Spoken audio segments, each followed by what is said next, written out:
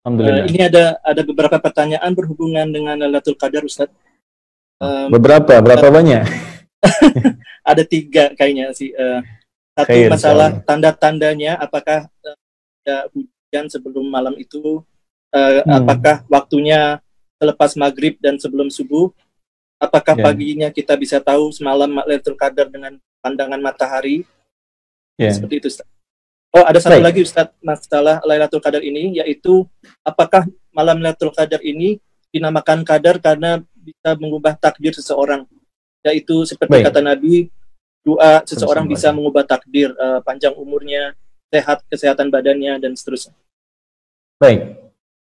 Saya akan mulai dulu dari pertama supaya kita bisa urutkan dengan lebih sistematis. Waktu Al-Qadar. Ya, waktu malam Al-Qadar. Jadi kalau kita sudah sebutkan Lailatul Qadar, kita bisa tutup kalimat malamnya karena Lailah itu sudah berarti malam, ya, malam istimewa. Ya. Waktu Lailatul Qadar karena isyaratnya lail, malam, dan istimewa pakai tak di situ. Malam itu dibatasi dari mulai ba'da isya.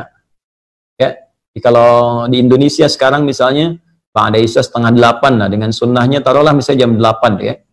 Itu terbentang luas sampai ke menjelang fajar. Ya, kalau bahasa Al-Qur'annya langsung di surah Al-Qadar itu salamun hiya hatta matla'il fajr. Lihat ujung ayatnya. Hiya itu menunjuk ke Lailah, ya, dhamirnya muannats. Hiya, ya, malam Al-Qadar itu hatta terbentang luas, matla'il fajr sampai menjelang fajar. Ya, hatta itu menunjuk kepada ujung sesuatu, ya, ujung sesuatu. Kalau ila ghayah sampai ke tujuannya, kalau hatta ya itu sampai ke batasnya. Ya, batas itu matla' tadi yang tadi saya sebutkan lewat Quran surah Al-Qadar. Kalau saya katakan begini misalnya, ana sausafir min Jakarta ila Eropa hatta Amerika. Saya akan pergi nih ya dari Jakarta ke Eropa sampai ke Amerika. Ya, artinya kan batasnya di Amerika kan?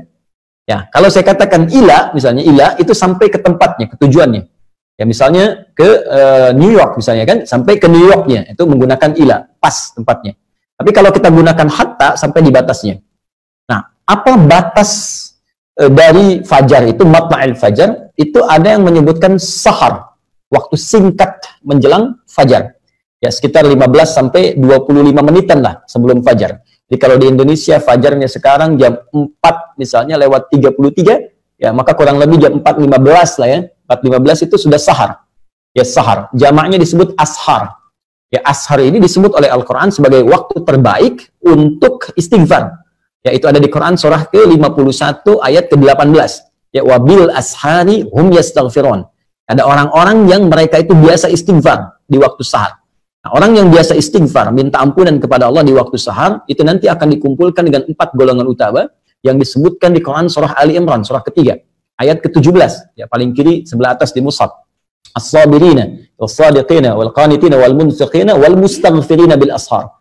Ya, as-sabirina orang-orang sabar, as-sadiqina orang-orang jujur, wal-munfiqina dan orang-orang yang sering infak.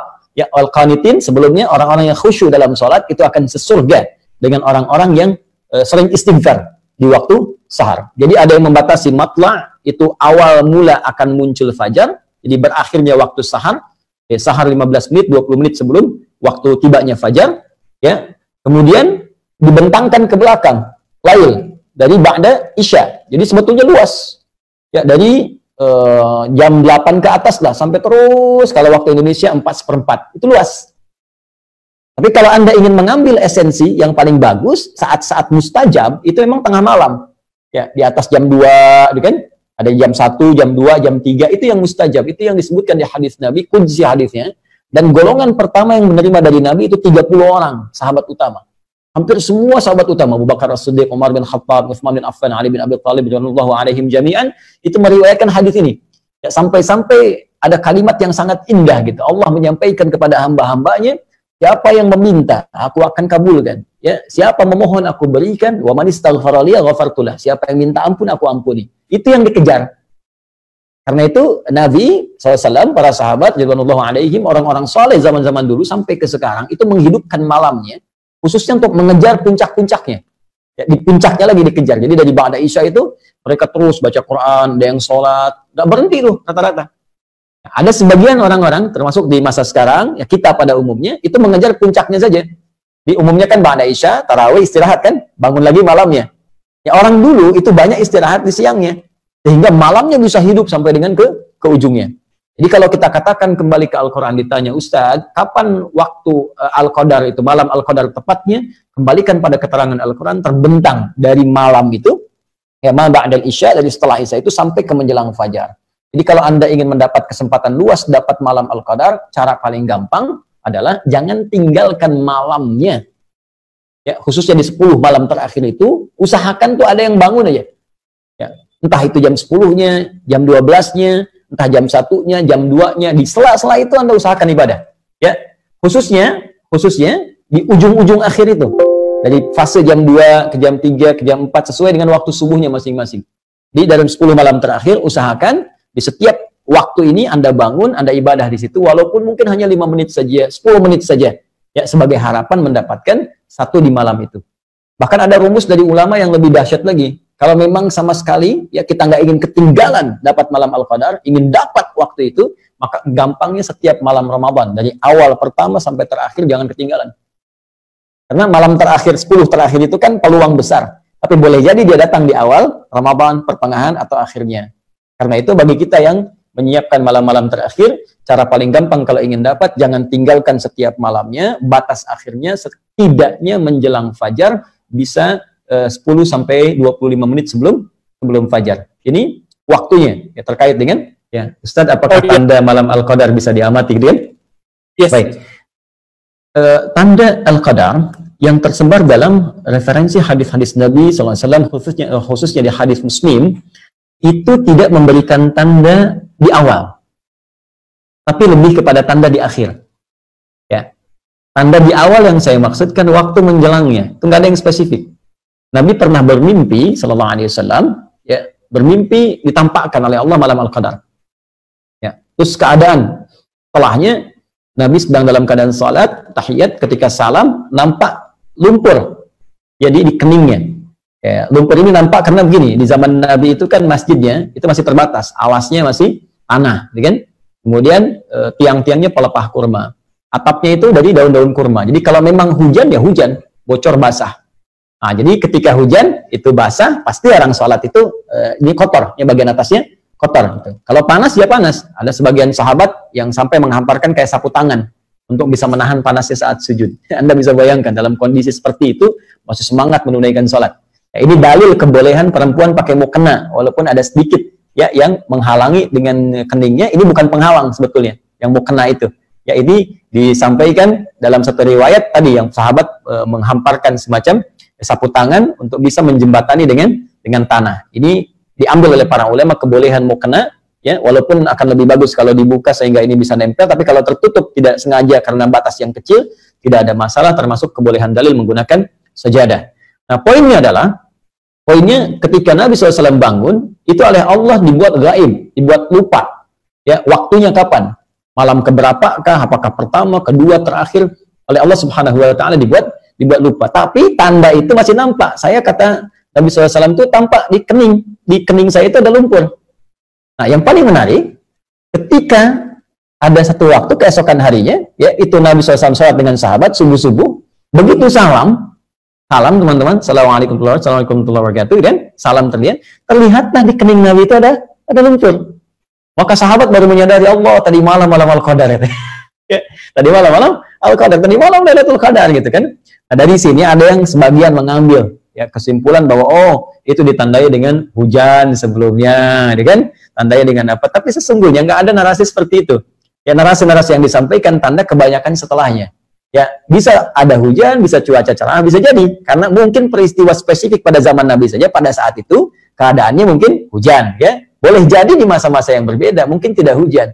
Ya, mungkin keadaannya nyaman, tenang. Nah, hanya ada digambarkan bahwa malam Paskah itu oleh Al-Qur'an disebutkan kalimatnya salam.